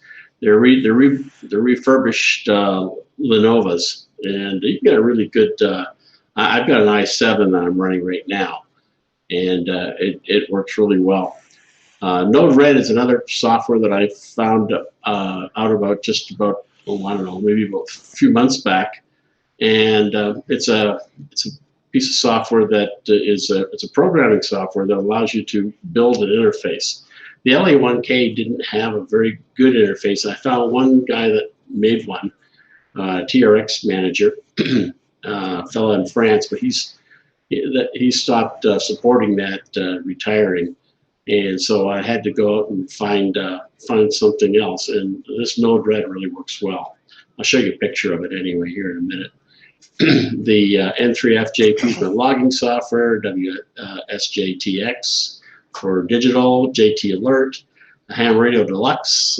It runs the rotator control and controls the radio, and SDR console for the SDRs. Luckily, we were able to get fiber to the home from CenturyLink, which is running behind our property downtown, and it gives me 1 gig worth of upload and download speed. So that's pretty good. And I also got WebPass here at the condo building, which is also a gig. So I got bandwidth to spare, so no problems there. But like Bill said, you don't need a lot. Just happen to be what's available here. The Splashtop business software at any desk allows Bill and I to work multi-op. I can look over Bill's shoulder using any desk while he's operating, and he can do the same thing for me, so he kind of sees what I'm doing. And in fact, sometimes we do it when one of us is in Florida and one of us is here. We can take advantage of the time zones to work the multi-op, so we all get dinner at a reasonable time.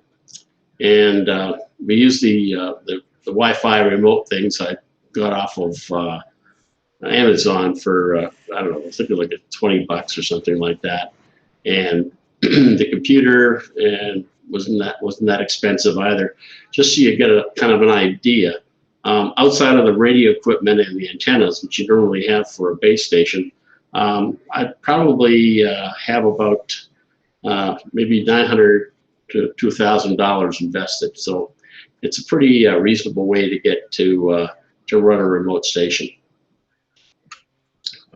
This is kind of a diagram of what I've got and how it's connected together. I like CW, so I got the WinKeyer USB remote, both at one at the condo and one at the operating station. And I got a foot switch here in the condo that when I put the foot down, it goes into transmit on the low bands, which is really great. And we use this Remod software for the PTT foot switch and the audio. It's probably one of the lowest, we think, latency in terms of audio. So you get pretty good response there. When you're on CW, the big issue you have is listening to the tone coming back from the radio. Because of the delay, it makes sending CW very awkward. So when I'm operating transmit, I mute the audio from the radio, and I just listen to the side tone coming out of the WinKeyer box, which is right here in front of me. Next slide, Bill.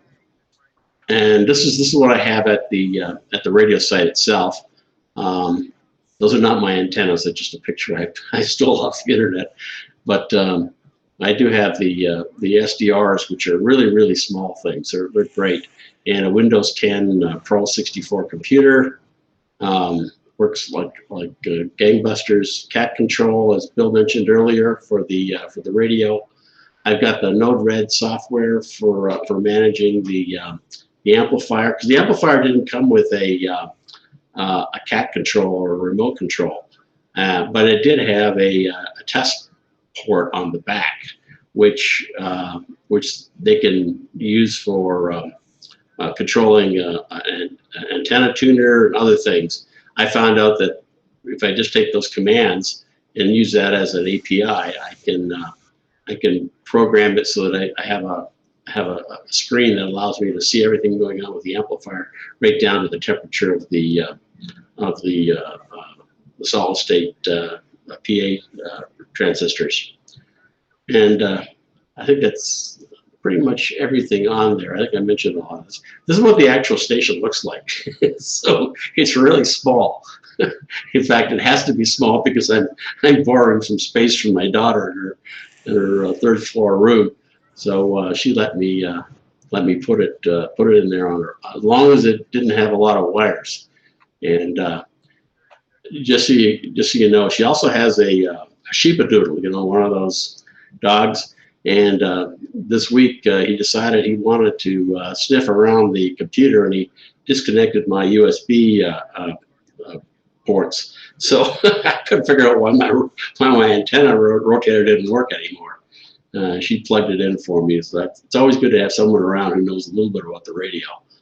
I've operated from our family cottage in Canada, hotels. I was in the Bahamas. I just had a small, what do you call those, Kindles? I had a Kindle there. I was operating it from there. You know, from a whole bunch of places. So when I was at the Dayton Ham Fest, I was able to operate it from down there. And the mall, when my wife is shopping, and sometimes like she just parks me somewhere, and I just pick up my little phone and get on the air. So that's kind of a way to operate digital anyway.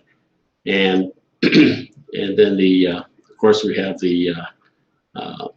my other laptop that I use, and the Amazon tablet. So those are the main things I've used. Never had a problem with latency or any of that kind of stuff. It's pretty cool, especially when you can operate from other countries. So this is what it looks like at the condo, and you can see barely, maybe up in the left there, the bottom screen. You can see the LA1K interface there. Those got a better look for it. But over on the right, you can see the Ham Radio Deluxe, the cat control for the radio, plus the rotator.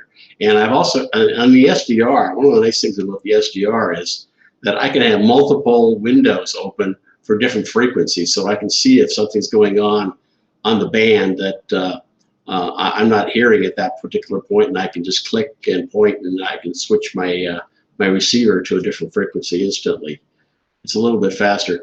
I also have another interesting thing too that you always ask is, okay, how do I keep the receiver and the radio and the amplifier on the right band and the receiver and the SDR and WSJT? I was able to synchronize all of those using a program called VSP, Virtual Serial Port, and it has a multiple. The problem was always being like, how do you use a common port, like a COM port for multiple systems? Well, it has a little splitter capability in there, and that's what I use to synchronize all the radio equipment. And this is where we get into Node Red. I didn't know anything about Node Red until I was actually listening to Mike VA3MW from Toronto. He's got a remote station up in the Kawartha Lakes, which is like northeast of Toronto, probably about 100 miles away, and he has to be able to operate that remotely. And so he uses Node Red to customize his screen using this programming tool, and it's an awesome tool. I'm not a programmer. Let's face it, I've never done programming, and so this was all new to me. But I was able to connect things together using the screen to connect modules together. It's a fascinating piece of software, and I suggest that you take a look at it if you're interested. This is an example of one of the flow charts, and you just pull all these icons from the left-hand side, put them in the middle there, and then you can link all these different wires together. Maybe for some of you guys who are really computer savvy, but I'm not very savvy, but I was able to customize this the way I wanted it, and it works wonders. This is what it looks like actually on my screen. I have two different ways of looking at it. I can look at the left there, which is a little larger icon, and if I want to save some space on my desktop, I can just use the one on the right, because that's all the information I really need at any one time. And by clicking on the operate button there, I can turn the amplifier on and off. It automatically senses what frequency I'm on from the HRD, and switches the antenna from 6 meters to 20 meters to 40 meters and 15. So it's kind of cool. I like it anyway.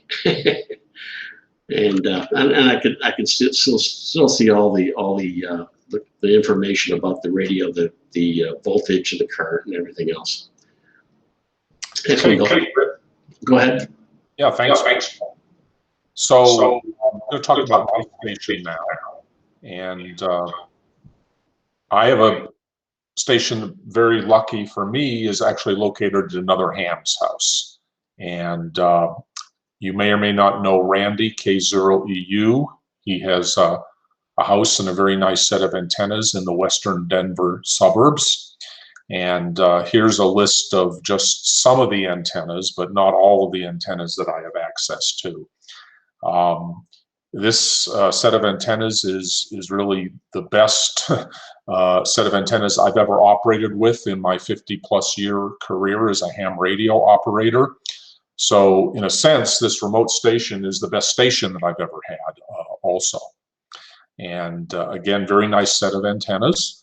I use an ICOM 7600 for my radio, an Elecraft KPA 500 amp, the Elecraft KAT 500 antenna tuner, use a high gain rotator controller, again with a modification kit from Ham Supply. I also have an 8-port antenna switch, which is controlled by EA4TX controller. And then I use a Rigbaster Pro as an interface for audio for single sideband. My computer I actually built myself, but it cost about $300 or $400, sort of same price range as what Paul was talking about. And then this is the list of software that I use when I'm operating, and I'll show you that, and I'll point out each one of these on the live demo. Randy and I are both Comcast customers, and so we have internet via Comcast between our two locations. And as Paul said, use a combination of Splashtop and AnyDesk for the remote desktop. And then I also have some Wi-Fi AC power controllers to separately switch on and off the radio and the computer. Although I will admit, sometimes I shut everything down and I forget to turn the power off, but not a horrible thing when that happens. Here's a sort of simplified wiring diagram. You can see that basically pretty much every device I'm controlling has a USB or RS-232 interface. You can see the mic audio path going from the computer through the Rigbaster into the microphone input of the 7600. The reason I use the microphone input on the 7600 is because then I can operate Vox over the remote link. I don't do that all the time, but I wanted to have that capability for, I'll say, more casual rag chewing. The RF path, 7600, KPA 500, Cat 500 into the antenna switch. And then, as I said, the power is controlled from a couple of Wi-Fi AC control switches. My KPA 500 is hooked up with 240 or 220 volts, but I can remotely turn it on and off through its desktop application. Looks like a nice, neat setup. Well, the wiring's not quite that pretty if you actually go to the station, but this is how it's connected. Here's some pictures. On the left is the actual setup with all the equipment that I've described. That big black thing on the top middle shelf is my computer, and next to it is the amplifier antenna tuner. Underneath it, the Rigbaster power supply and antenna controller, and then under that, my radio. And then you can't see it so well, but there's a little SDR sitting down there that I also use for the remote spectrum display. On the right is actually a picture of when I was still up in Evergreen, my dual monitor setup, which I now have set up here at my location in Aurora. And as Paul pointed out, I've operated this station from many different locations, from Florida, from Crested Butte, my son's house in Los Alamos, various hotels on the road, And usually I'll do that with an iPad, or typically I've got a little HP notebook computer, which I'll often hook up with an external monitor. So let's talk about some actual operations. So I rent a vacation home down in Crested Butte every summer for a couple of weeks. There's a picture of the house there. And back in 2019, I was there for 1 month and operated, made hundreds of contacts from there. The internet connection in this rental home is DSL. So it's good for basically streaming one video, and that's about it. But that's good enough. That's been good enough to operate the remote station. And you can see my HP notebook computer plus an external monitor. So back in 2019, we operated the CW Worldwide VHF contest. But we did it in kind of an interesting way. So Paul came down for that weekend and stayed with us at the rental home. But we operated separately our remote stations. So it was true head-to-head competition. I was in one room and he was in the other room. In fact, that very first picture in the presentation was him operating at the dining room table while I was kind of sitting in a little alcove in the living room here. We were separately operating the contest, kind of, going head-to-head against each other.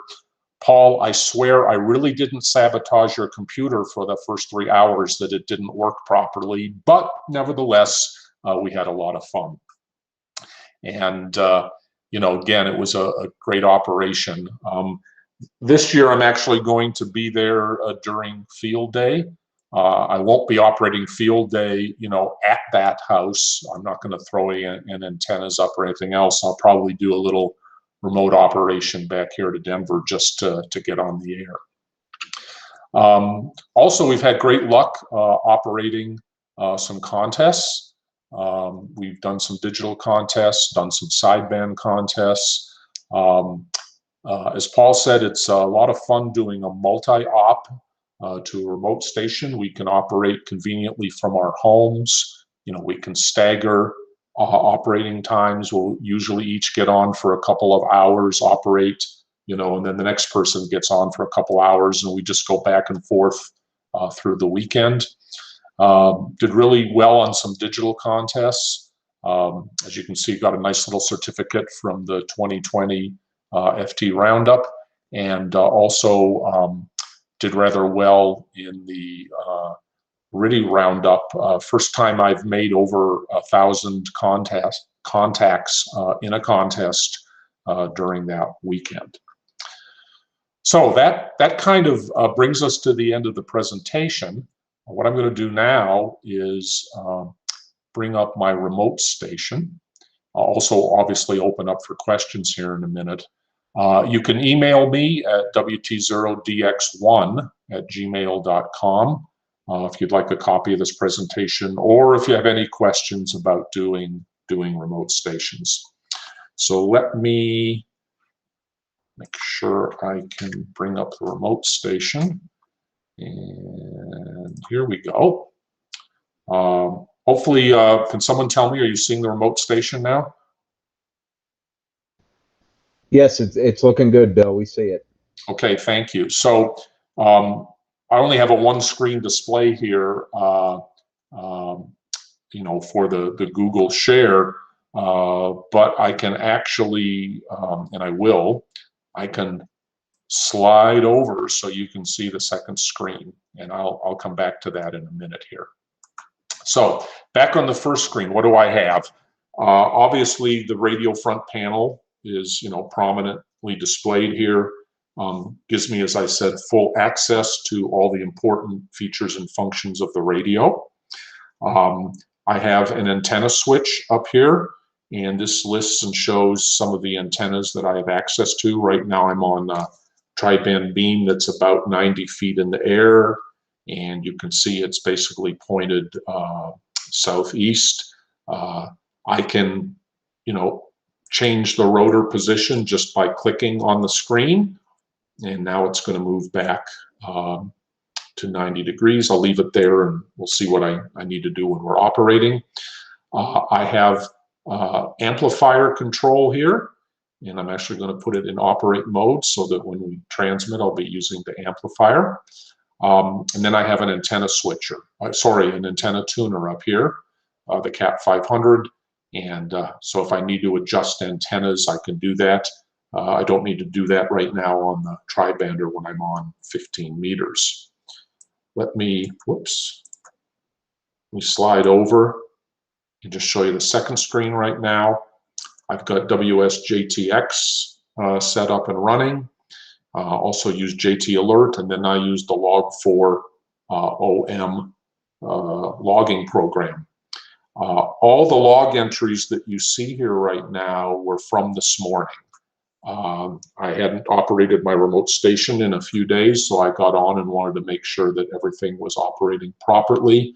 And obviously there was, band was open to South America, and then I also worked the Republic of South Africa and Tanzania in Africa this afternoon. So let me do, hang on a second here. Just because I always want to see what my amplifier's doing, I'm going to kind of pull it over here temporarily so that I can see it at the same time that I'm transmitting. And let me kind of split the screen. All right, so let's click on this station from Brazil and see how we do here. Putting out about 230 watts right now. Again, into the tri-band antenna pointed east. So it's not directly in their direction, but not all that far off. Oh, looks like I was spotted immediately by KF4DUE. And came right back to me. It's great when it works on the first try. We'll just finish this contact up, and you'll see it show up in the logbook here once we finish the logging.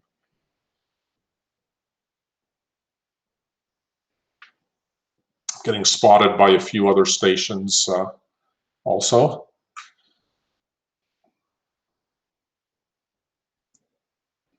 Okay, looks like we're going to finish this one off without any issues. I'll hit OK, and you'll see in a second here logged into my logbook. Well, that's interesting. It's not the station I worked. Wonder what happened there. Oh, there it is. Okay, just took a second to update the screen. Okay, so there's the station I worked. And just because I'm kind of a glutton for punishment, I'm going to just call CQ and see if anyone comes back to me. So there is an appendix in this presentation. It's about 3 or 4 pages long, filled with links to everything I've talked about. All the hardware, all the software, websites, you know, all kinds of things that might be useful to folks. So that's pretty much the end. Open it up now for any questions if anyone has any.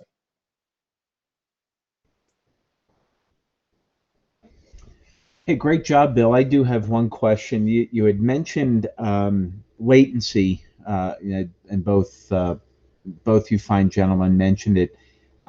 How big of a problem can that be as far as latency? I would think that particularly in operating FT8, but here you are operating FT8, you would think that latency would play a role in that, but it doesn't seem like it's that big of a deal as long as you have a good internet connection. So let me bring up a really important point again to reiterate. All the software that you see is running on the computer located right next to the radio. Okay? And so this is a remote desktop view of what's on that computer. So there is no latency between the radio and the FT8 software. It's all located at the same location. Okay. The latency occurs when you're actually needing to do something, you know, from your operating position, which you know, is typically what you need when you're doing single sideband or CW, right? Because you've got your keyer, as Paul said, your remote keyer, or you know, you've got your headset and microphone when you're doing single sideband. So the only real latency issue occurs when you're doing those two modes with this approach, okay, with this approach, because everything else, all the other software that you see, is all running on the same computer sitting right next to the radio. Very good. Kind of throw it out into the rooms. Any questions for Bill or for Paul?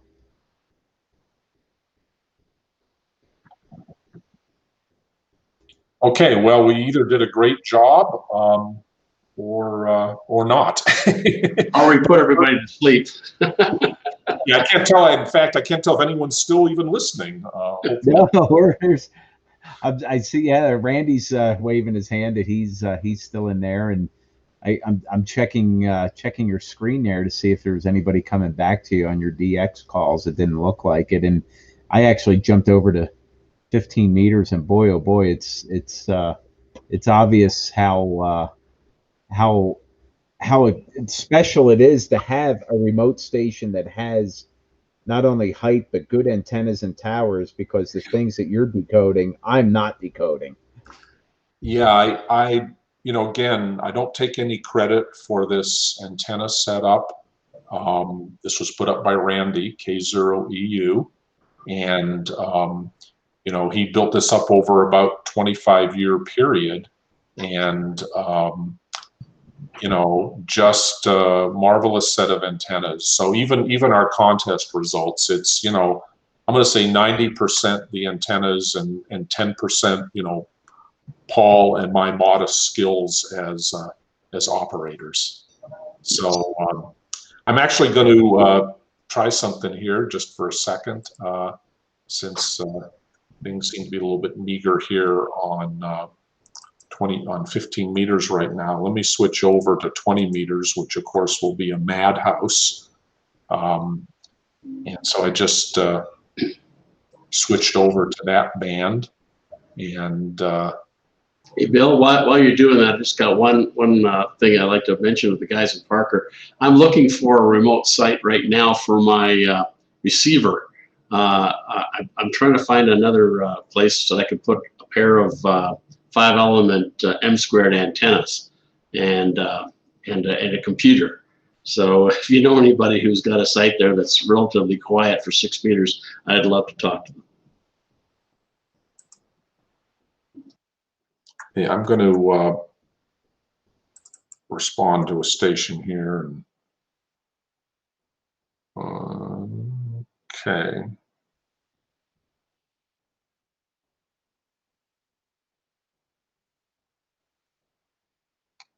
Right. So let me actually count them.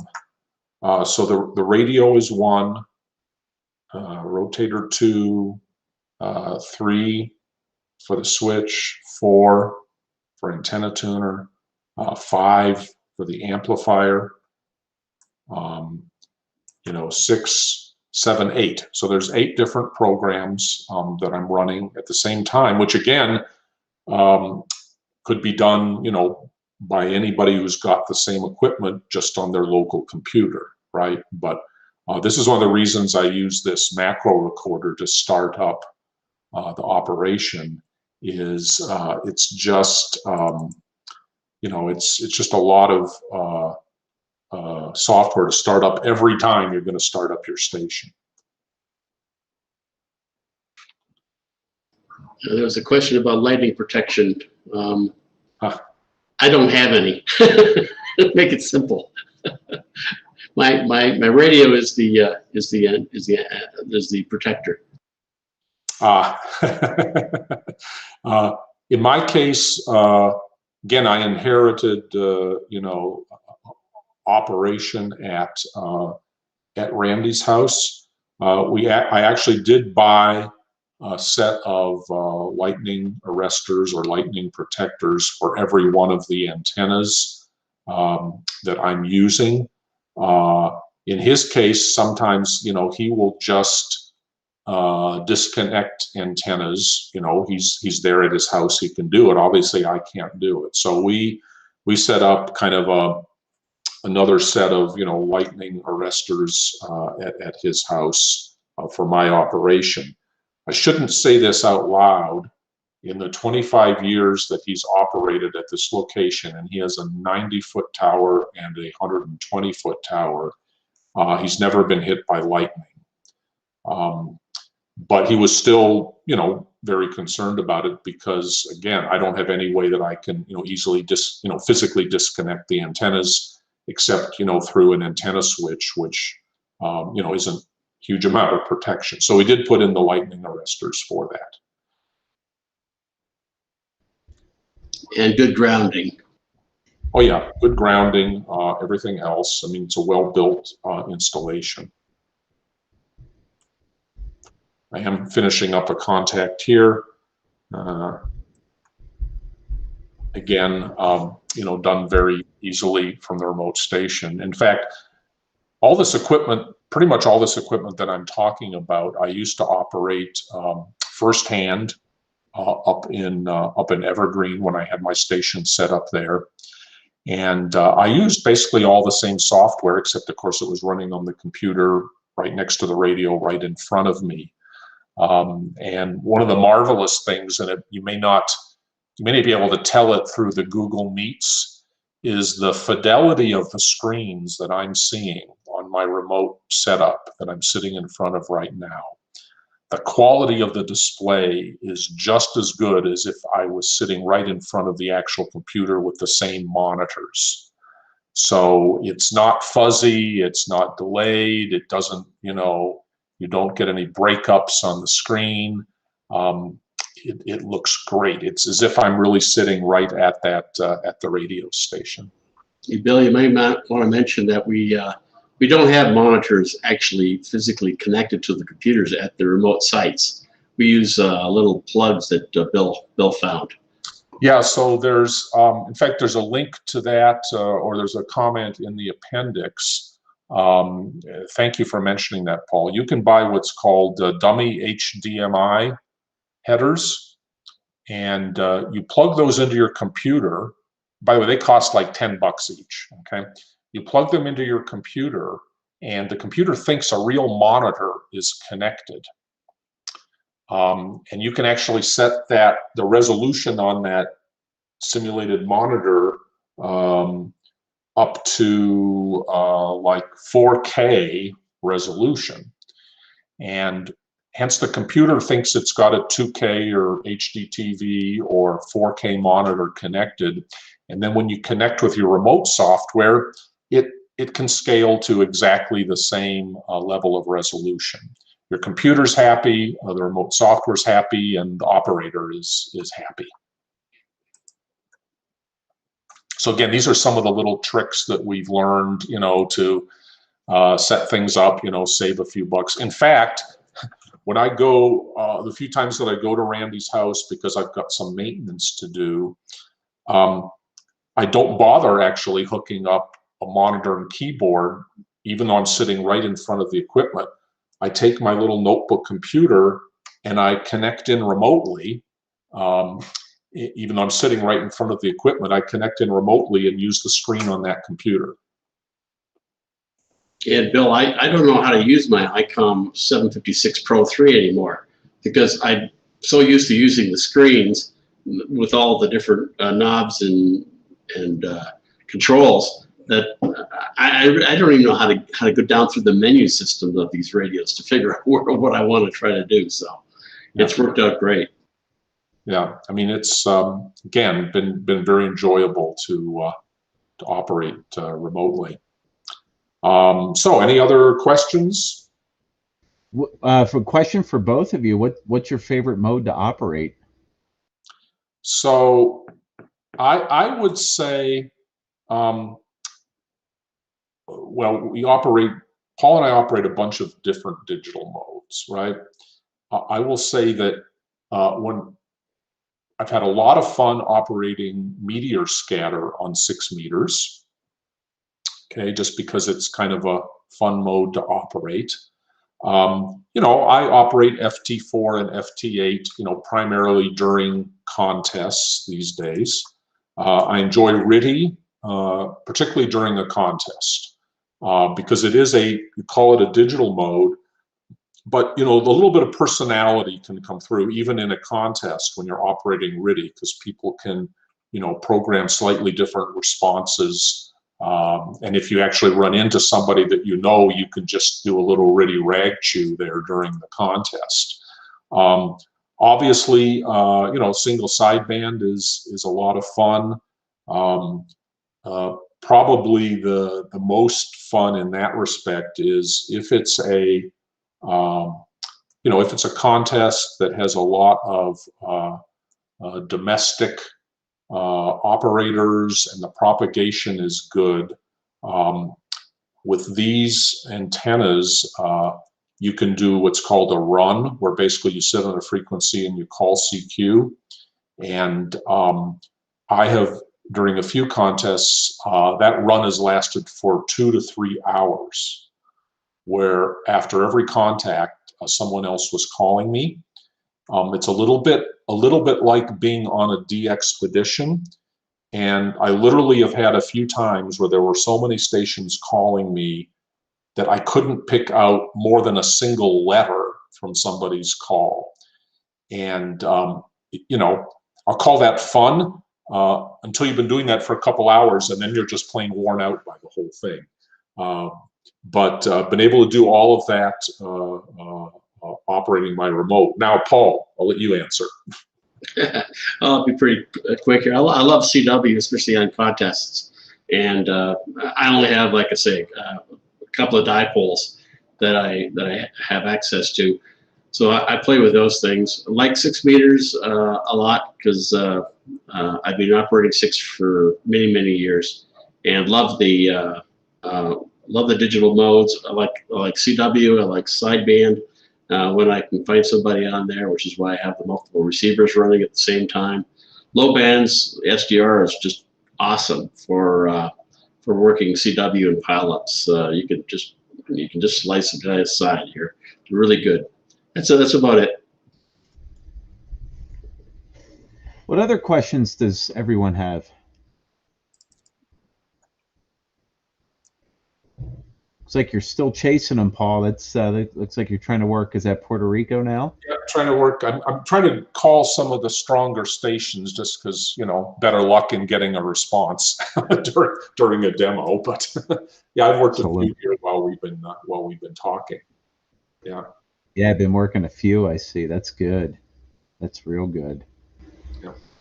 So just a couple of comments. You know, you can have any number of issues go wrong with your remote station. I had one time when something happened to Randy's Wi-Fi access point in his house, and he has almost all his equipment, even his you know, TVs and video streamers, hooked directly up via Ethernet. He didn't realize that his Wi-Fi wasn't working in the house anymore. So I couldn't get to my AC controllers to turn on the station. And so I had to call them up and say, is there something wrong with your Wi-Fi? Because I just can't get, you know, I can't power up and down the station. So we've had issues like that. Because there is some sharing involved in the equipment that we use. One time, you know, Randy forgot to hook up an antenna that I needed, or the rotator, the power to the rotator was turned off, or something like that. I know Paul's had a few instances. He mentioned the friendly dog that, you know, pulled the cable out. So, you know, things like that can happen. Luckily, I've not had any, I'll say remote based equipment failures. Nothing I've done operating my equipment remotely has caused it to fail. So, I'll count my blessings in that regard. In fact, it's just been a very, very reliable setup, I think, for both of us for a couple of years now. Oh, there we go. Looks like he's going to. Yeah, it's like he's coming back, which is good. Oh, we'll do one more call for any final questions.